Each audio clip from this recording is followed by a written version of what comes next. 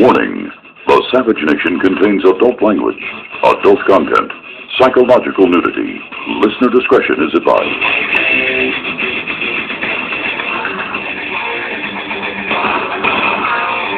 And now, America's most exciting radio talk show, The Savage Nation, home of borders, language, culture, and here he is, Michael Savage. Everybody, come on, all you New Yorkers, sing to this Texas song. Show us how accepting and tolerant you are. Come on now. Not all Texans are Nazis and fascists and Ku Klux Klan members, despite what your friends tell you. Come on now.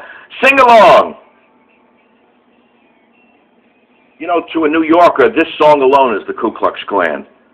They're so biased. They are so hateful, these liberals, these Bolsheviks. Welcome to the show.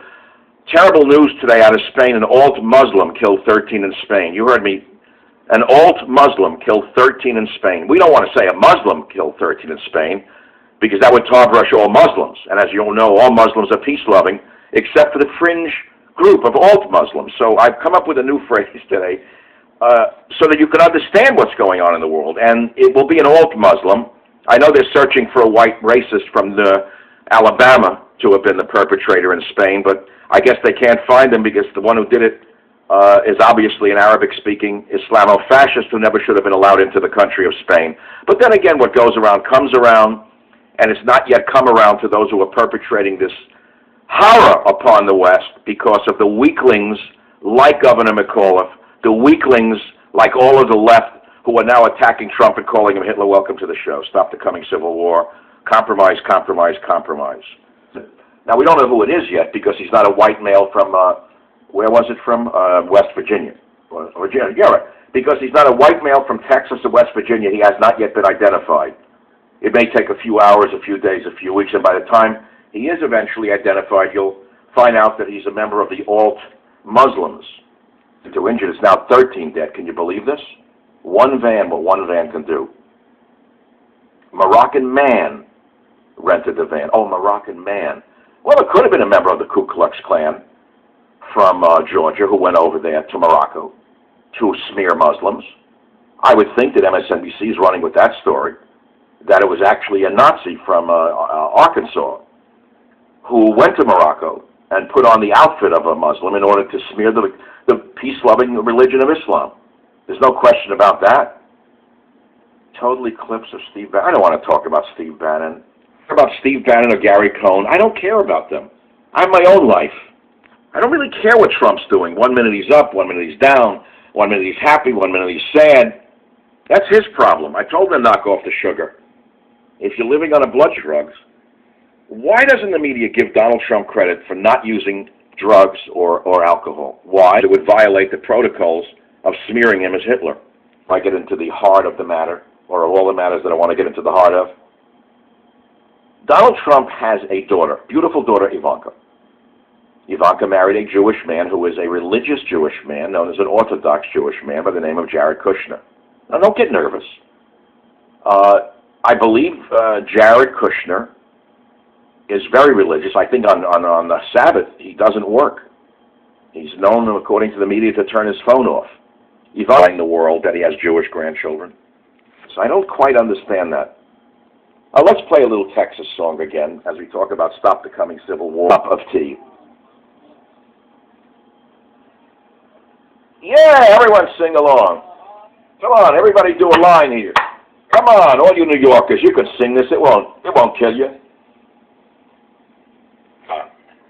Gong, gong, gong. Welcome to the Savage Nation. Alt-Muslim kills 13 in Spain.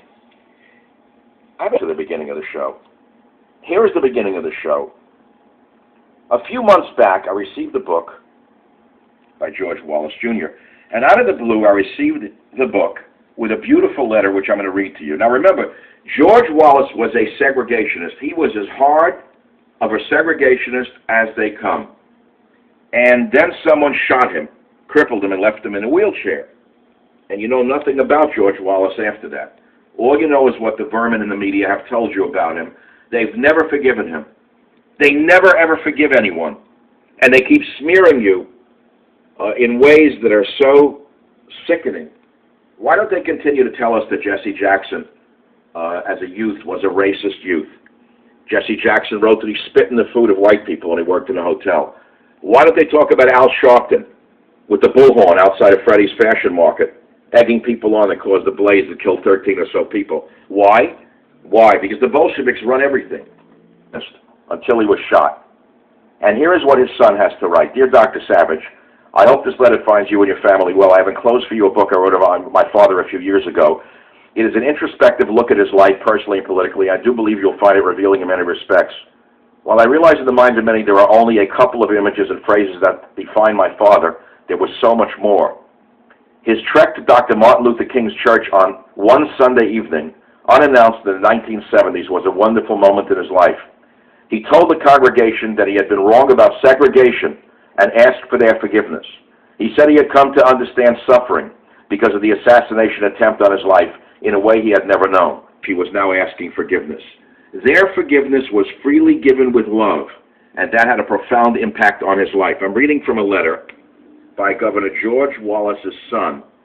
He goes on in the letter to say, his work to nurture our common humanity and work to bring us together in understanding and reconciliation and love was the most important work in his life, although this part of his life is seldom examined.